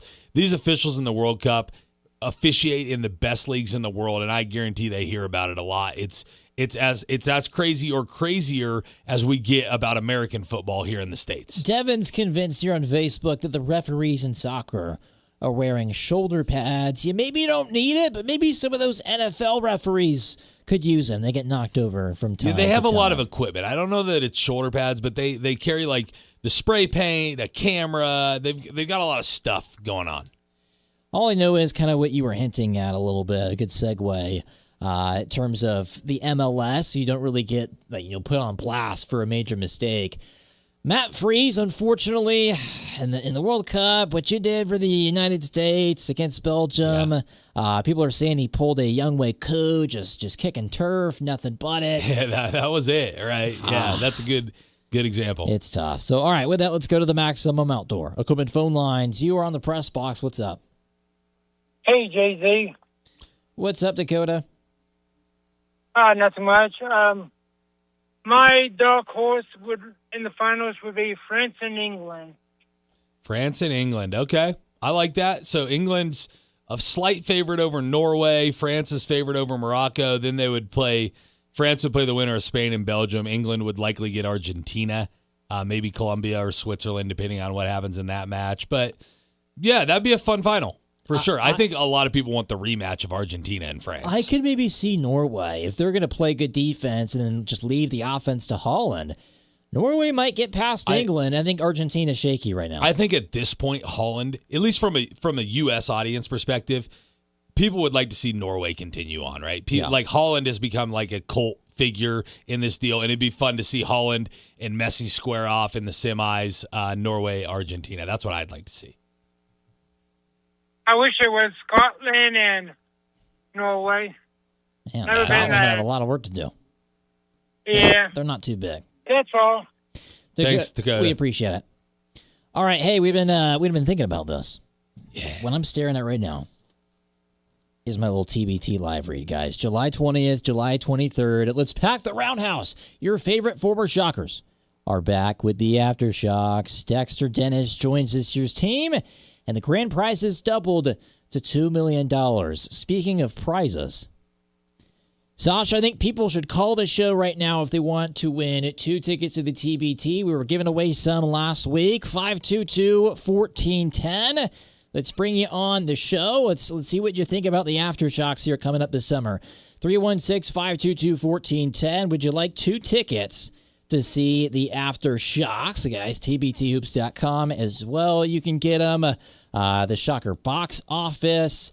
The Aftershocks look to defend their title in 2026. All right, we've got someone here on the show. How are you? Good. How are you? We are fantastic. What's your name? Jeff Studi. Jeff? Jeff, yep. Can I get a last initial from you, Jeff? S as in Sam. Sweet. Jeff, we got 2 tickets here for you to the TBT. Do you know where we're at? Yes, I do. And do you have a preference on whether it be in the July 20th game or the 23rd? I think the 20th is a Monday, and the 23rd is a Thursday. Yeah, I'd like to go to the 20th. All right, we've got you down. Jeff, before you go, Sasha's got a question for you. What former Shocker are you excited to see on the Aftershocks to get a look at? I'm excited about the 2 young guys coming back, Udesi and Dexter Dennis. You think Dennis will have a big impact, just kind of a different type of player, a wing defender type to help this team? Yeah, he's a really good, strong defender, and that's a very physical tournament that they play in, so I think he'll have a big impact. Yeah, I think he'll be helpful as well. Appreciate it, Jeff. You're the man. All right. Thank you guys very much. For sure. You. We'll see you soon. Well, on the other side... I'm excited to see Dexter Dennis as well. Yeah, man. You tell me about his defense, his athleticism. Yeah. I saw the G League highlights. Let's go.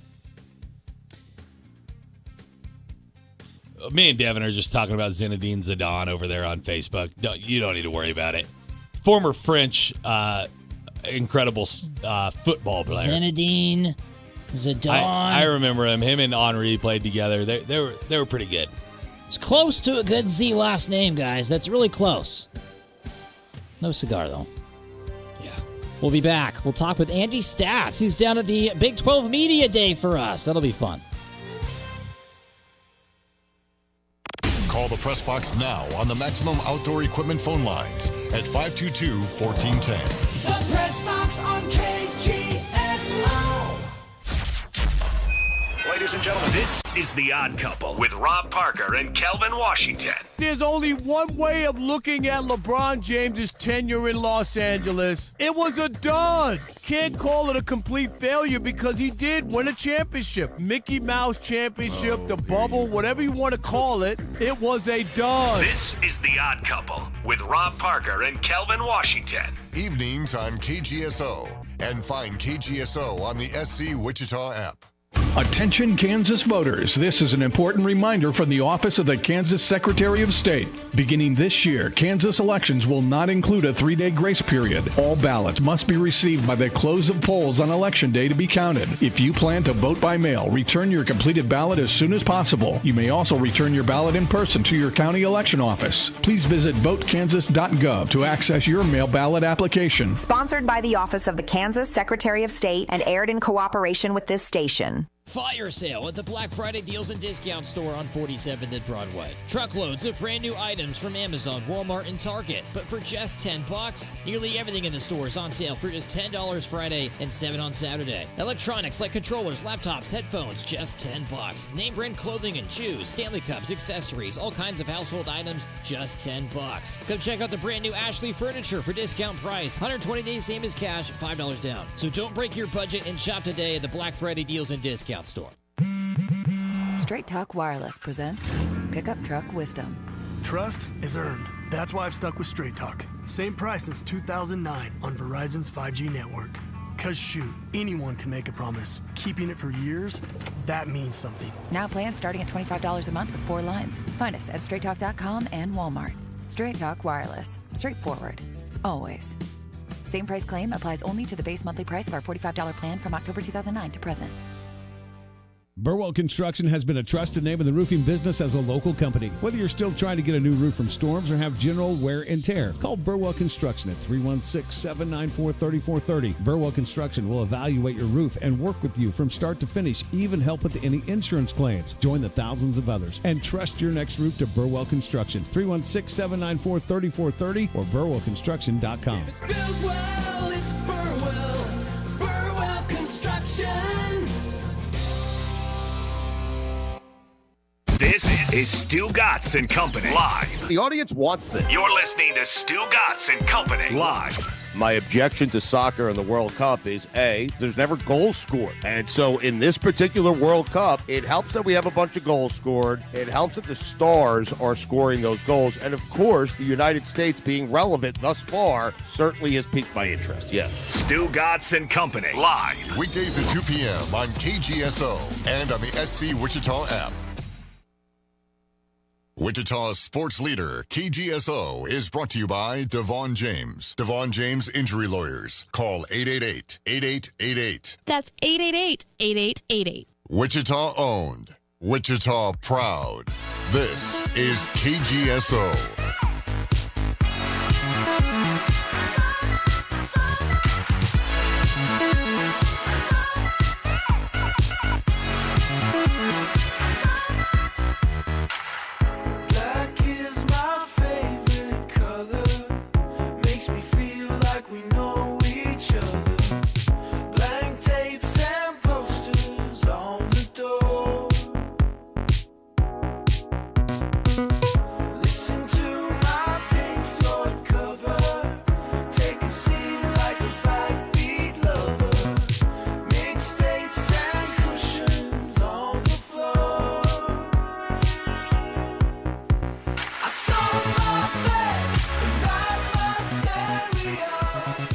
Oh, yeah, you're in the right spot for sports talk here in the ICT. Jacob Zimmerman, Sasha Bushka in the KGSO studios, having ourselves an absolute blast. We talked a little World Cup on the other side. We talked some Miami Dolphins even for just a little bit on our comprehensive coverage series. We got someone to chat with here in just a moment. We got a small window here for a quick phone call here on the Maximum Outdoor Equipment phone lines. How are you? Hey, great, guys. Hey, this is Jeff S. too, and I won some Shocker tickets from you the other day, so I just heard another Jeff S. win. Okay. I just wanted to call it and make sure that I still had my tickets for that Wednesday. But also a quick question for you. Are they got somebody actively recruiting ex-Shocker players to keep coming up, and the whole criteria of who can play on the team, how many years they have to be gone and all that stuff? Yeah. I'm just kind of wondering. Keeping the team up, you know what I mean? Yeah, it's the GM it's done by a lot by Garrett Stutz, I think, and then obviously Ron Baker helps out with that, I think. But then also there's just relationships among the players that play overseas together and stuff. There was a new rule this year, and then we'll let you go on this because we've got Big 12 Media Days going on. But there was a new rule this year that you had to have 6 players from your former team to be considered an alumni team. So that's why they went out and got Mo Udesi and Dexter Dennis because they only had 4 last year. So. Appreciate it, Jeff. Thanks for taking my call, guys. Yeah, and we'll make sure your tickets are set to go. Thanks, Jeff. Absolutely. That's funny. 2 Jeff S's here listening as regulars to KGSO. All right, with that, I think this is pretty cool. This is our first chance, at least my first chance, to share the airwaves with a guy who's a part of this Decline Communication team. He works out in Garden City for us, and he is down in Frisco, Texas, covering the Big 12 Football Media Days. He is Andy Stats. Andy, you're on the press box. How are you, man?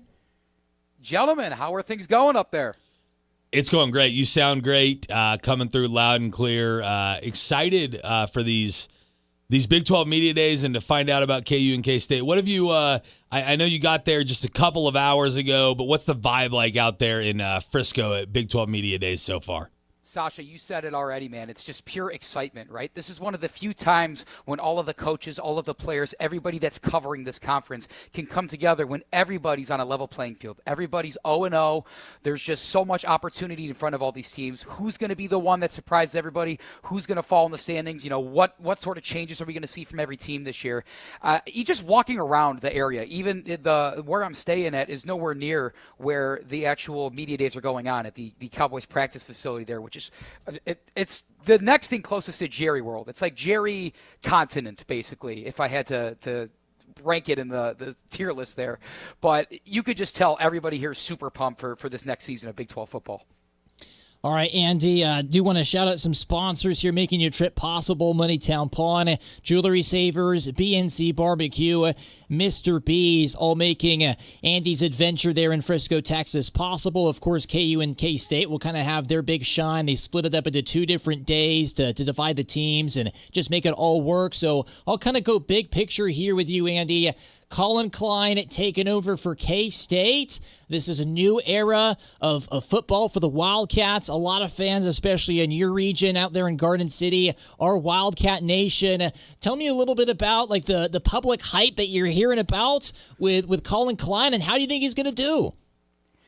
Well, you said it. Western Kansas is certainly ag country, but pretty much all of Kansas, there's not a corner you can look where you're not seeing some purple and some Wildcat gear. So to have Colin Klein, the guy that finished as a Heisman contender for them about 15 or so years ago, at the helm, we actually got a chance to talk to Coach Klein briefly after he was hired. There was an event in Garden City right after I got out there, too, myself, that it was like a K-State alumni thing, and there were people trying to get into the event just to talk to him, just to hear about the upcoming adventure that this program is going to go on this year. And I mean, they gave away a signed photo of his Sports Illustrated cover with him on it. Nice. And the bidding went up into maybe the thousands. I don't really even remember. I was looking around thinking, man, I am in Wildcat country. Just saying the word Jayhawk, I think, might have gotten me some dirty looks. To go into it, though, they're coming off a 6-6 season, perfectly formidable, perfectly average, perfectly mediocre by Kansas State football standards. It's a team that has a whole lot of opportunity in it, and I mean that not only with the new faces like Coach Klein, but they're still returning a fan favorite and a guy that's been under center for quite a few years now in Avery Johnson. That's somebody that, Wichita native, as you guys know, I'm looking to talk to one-on-one tomorrow, as well as several other of the Wildcats that are going to be in attendance there. And I'll be honest, I think they take a leap up. Are they going to lead the Big 12? No. There's a whole lot of talent in this conference this year. I don't think you needed me to tell you that. But expect a big swing upwards for the Wildcats. So I'll ask you this, kind of a personal question, but just in general relating to the Big 12 Media Days and being down there. Is there anyone that you have your eye on that you're like, I hope I can get in front of that guy and get to ask a few questions to this particular person, whether it be a KU or K-State associated person or just anyone in the Big 12? Is there someone that's a target for you? Well, I'll start, and obviously I'm there to cover the Kansas teams first and foremost. So K-State tomorrow, they're sending, of course, Coach Klein. Avery Johnson will be there, as well as a couple other members on both the offense and defense. The Jayhawks are sending head coach Lance Leipold. I do really want to talk to him because he's really the architect of turning around the Kansas program, which was a laughingstock. They lost however many games in a row. Going to Lawrence was an absolute joke. Now they got a new stadium. Leipold's at the helm. They're coming off of a pair of 5-7 seasons. But the fact that he even took them to a pair of bowl games and even won one, he's treated pretty well in Lawrence, and understandably so. I want to talk to Coach Leipold about the quarterback situation, which I'm sure we'll talk about later on this show, today or tomorrow, of course. Deion was today. I missed a chance to talk to Coach Prime, but in classic Deion fashion, the couple questions that were asked to him, one of the members of the media asked, hey, you're not going to be in this next NCAA video game. Why is that? And his only answer was short. He said, if I'm not in the game, they're probably not paying enough. That's pretty typical of Mr. Prime. Sounds like Prime. Yeah, absolutely. I would say tomorrow, aside from the Kansas teams, I think a team I'm super high on this year, because we've seen the highs that they can reach, would be TCU with head coach Sonny Dykes. That's a guy that has lived football for longer than I think all the three of us have been alive. And that is just sitting down with a guy that has that sort of mind, that sort of intelligence, love of the game, but also an innate understanding of it. That's an interview I really hope that we can talk about tomorrow, maybe even air live. Talking with Andy Stats. He's down there in Frisco, Texas for the Big 12 Football Media Days. And look, I kind of like where you went there with a quarterback question there for KU, the Jayhawks and Lance Leipold. But I think what's even more intriguing and what should be a guy who can produce if he's healthy, and maybe he's the most controversial name at this point when it comes to college football in the state of Kansas, none other than Dylan Edwards transferring from being a Wildcat to a Jayhawk. If that isn't controversial enough, I don't know what is. And then you tack on last season how some people were kind of feeling like that injury late in the season, he just wanted to kind of take his sweet time before he came back. What do you make of the move from Dylan Edwards going from one side of the state to the other in a way? Yeah, so first I'll mention how big of a pickup that was in the portal, aside from the rivalry aspect of it, because the Jayhawks had both of their sophomore running backs transfer out of Lawrence this year. So to get a guy that rushes and plays the way that Dylan Edwards does, I don't have his stats pulled up, but something like close to 500 yards on over 70 carries or something. So the efficiency from this guy's unreal. It's not just the fact that he went to K-State and now he's going to KU. This is a young man that's talented and is going to certainly get his reps in the new offense in Kansas. Offensive coordinator and associate head coach Andy Kotelnicki, who left briefly to go to Penn State, he's back under the Lance Leipold coaching tree. So again, big things coming from him. Talking specifically about the rivalry. Now, look, I don't understand the rivalry as much as the both of you do. And maybe you don't understand the rivalry as much as some people who have lived in Kansas even longer than we all have. But the one thing I've picked up is some people refuse to even mention that the other team exists in the state. I haven't seen a lot of guys go from one side to the other of a rivalry, and especially a guy this talented in Dylan Edwards. All I know is whenever that game between KU and K-State happens, K-State's had their number the last 17 years, I think Mr. Edwards is going to have a whole lot of attention wherever he is on the field. Yeah, listen, I know it's high school football, but we called some of Dylan Edwards' games when he was playing at Derby, and I remember calling a game against Bishop Carroll over at Bishop Carroll Family Stadium with Doug Downs from the game plan, and he took a kickoff return. You look down, you looked up, he was in the end zone. That he has elite speed, and so does Avery Johnson. It was interesting. It would have been nice to see them on the field more together last year, but we'll see how he does in a Jayhawk uniform. But I have to ask you about this. I think there's a clear-cut favorite in this conference, and I think that team resides in Lubbock. And the big story of the offseason was the whole Brendan Sorsby conversation, and obviously they're going to have to go a different direction at quarterback now. But just being down there for the last few hours, is the specter of Brendan Sorsby kind of hanging over the whole thing, or people kind of moved on from that and ready to talk about other things? It's a great point you bring up. It was something I was hoping to talk about myself, because even though I wasn't in attendance at this part of the Media Days festivities today, the entirety of the event led off with remarks from Big 12 Commissioner Brett Yormark. He came out saying the usual, our conference is the most competitive in the country. We are working on growing this conference into being an absolute beast, not just in terms of college sports, but all of sports. We want this to be a big presence. And when the availability of the media opened up, the very first question was addressed to him about Brendan Sorsby and how he handled that, and how that's still being handled, as there's still lawsuit and a lot of legal stuff going on between Texas Tech, the conference, Sorsby's involved. And Yormark's response to that was that we're not going to talk about that right now. This is not the time and place. So keep that on the back burner, because another question comes up about Sorsby, specifically the entirety of Texas Tech. It's from a Texas Tech reporter who I can't find or remember his name right now. But the question essentially becomes, well, okay, you are Big 12 commissioner. There are some schools that have been penalized there's been a lot of religious discrimination against the BYU students, the whole Mormons chant that they have going on. Texas Tech is now banned from throwing the tortillas in the field, which is one of their whole celebrations. Some of the schools are getting penalized and some are not. Texas Tech feels they're being treated really unfairly by the conference via the Sorsby thing, the tortilla thing, just feeling like they're being targeted by this league office. So when this Texas Tech reporter asked the question, Yormark left the podium, walked all the way over to in front of the reporter, asked him to stand up and ask it again, basically saying, we are one conference. I'm not going to address that right now. Thank you for the question. Let's move on. So to say things are still dicey, and that's still in everybody's mind, and rightfully so in my opinion, but I want to get your guys' take, flip it a little bit, on the commissioner of the Big 12 at the Big 12 Media Days, after fielding a question from a reporter about the biggest story in the Big 12 this offseason, saying, this is not the place for that. Yeah, I'll start with this. That's the story that you just laid out sounds really confrontational by Yormark, and it doesn't go a long way into proving that you don't have something against Texas Tech, instead of just answering the question and saying, no, listen, we're one conference. We're not targeting any specific team. Just answer it in a professional way, to me, than standing up and going over in front of the reporter. That I'll have to look into that, look that up, see if we can find a video clip of that.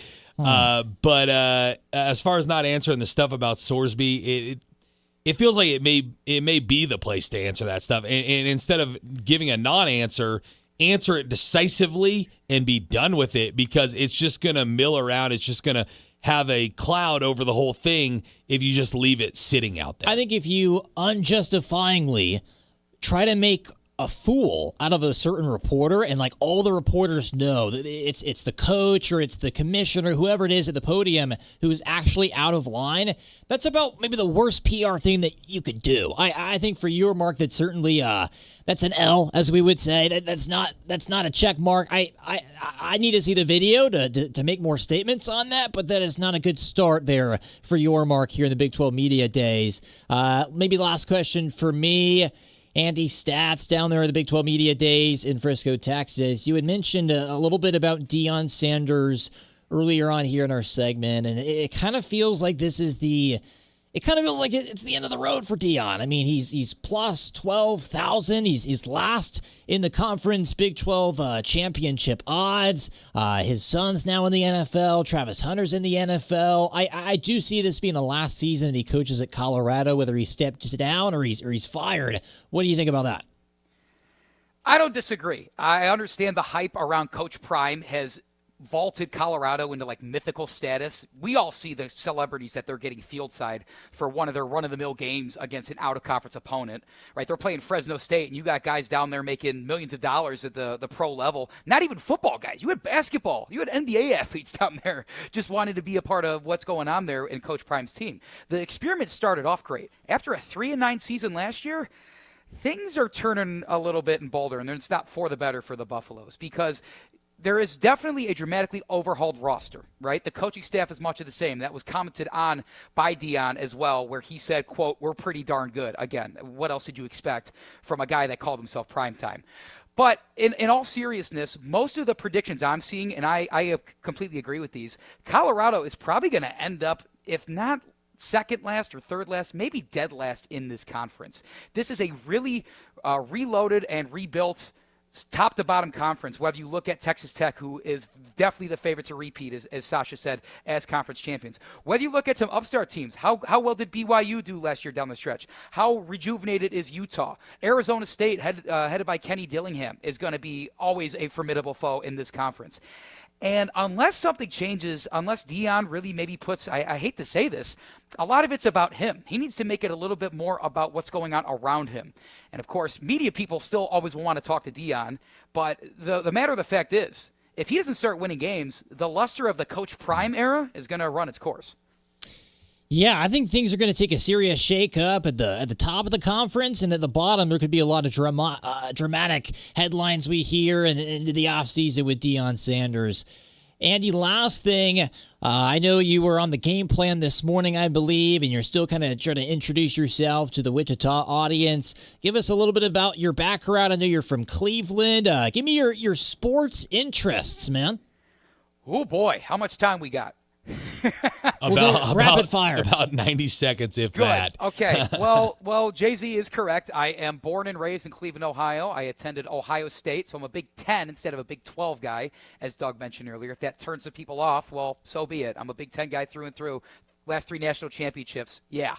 Okay. I'll probably stop being so arrogant in my first impression of the Wichita listeners. But after graduating from Ohio State, I lived in Chicago for 4 years, where that's like the center of Big 10 country a little bit. And wanted to start my journey in sports broadcasting. That led me to Western Kansas and the network of stations here at Steckline Communications. It's KIUL Radio out there, where I host a morning show, a afternoon show on our country station, of which I am learning country music really fast out there. And I'll be doing an evening sports-only show for the evening ride home for the residents out there of Western Kansas. Probably focused on K-State, if I had to imagine, since it's a lot of ag folks out there. But I've been with the company about 3 months, and I am excited to get to work. This is not the last you're going to hear from me, that is for sure.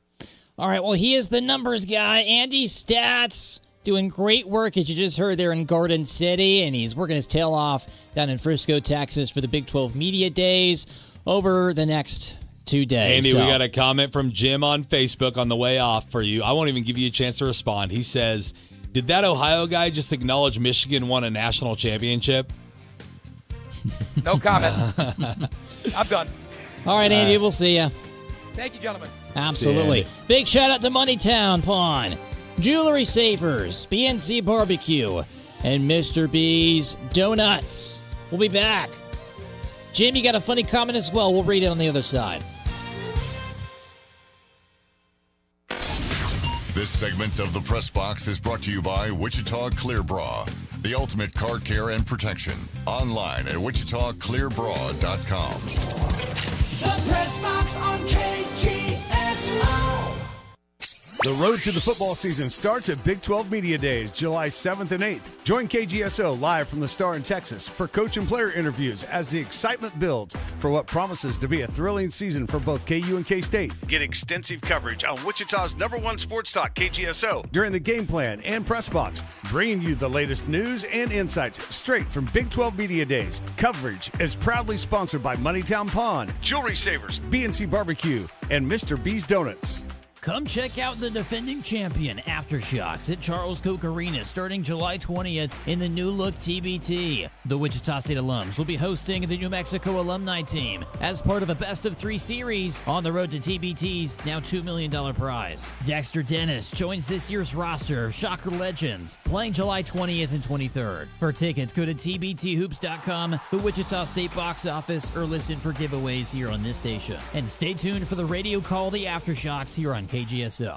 America is turning 250, and we're celebrating all month long at Midwest Kia. Join us for our Stars, Stripes, and Savings Sales event, where we're honoring America's 250th birthday with incredible savings throughout July. Celebrate extra savings on every new Kia that's built right here in America, including the award-winning Sportage, Sorento, Telluride, hybrid models, and the electrified EV6 and EV9 models. And no birthday party is complete without a present. This July, purchase any new or pre-owned vehicle and get a $250 gas gift card. It's our way of helping you enjoy the summer road ahead.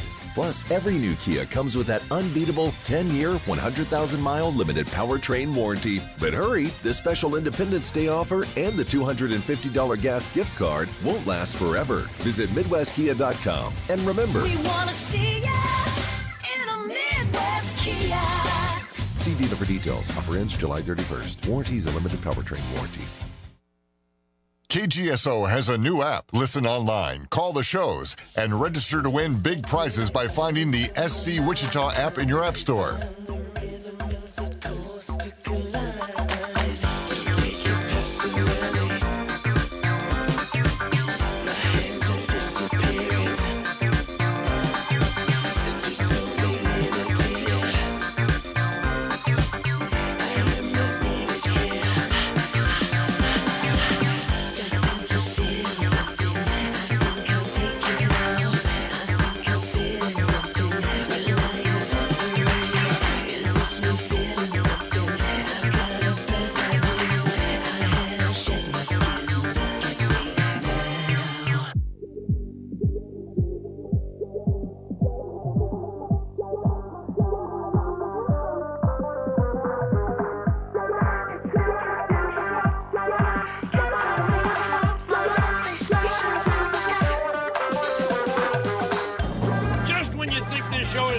Something wonderful happens. What? It ends. Wrapping up shop on KGSO for the day. We got Odd Couple from Fox Sports taking over at 6 o'clock. I know we are taking a gander over at the World Cup right now. It's a final. Switzerland will move on to play Argentina. They won 4-3 in PKs. It went all the way through 90 minutes, plus stoppage time, plus 30 minutes of extra time, plus that stoppage time, and nobody ever scored. So Switzerland wins 4-3 in the PKs. Talk about a stalemate, man. And that's Switzerland, Argentina in Kansas City on Saturday.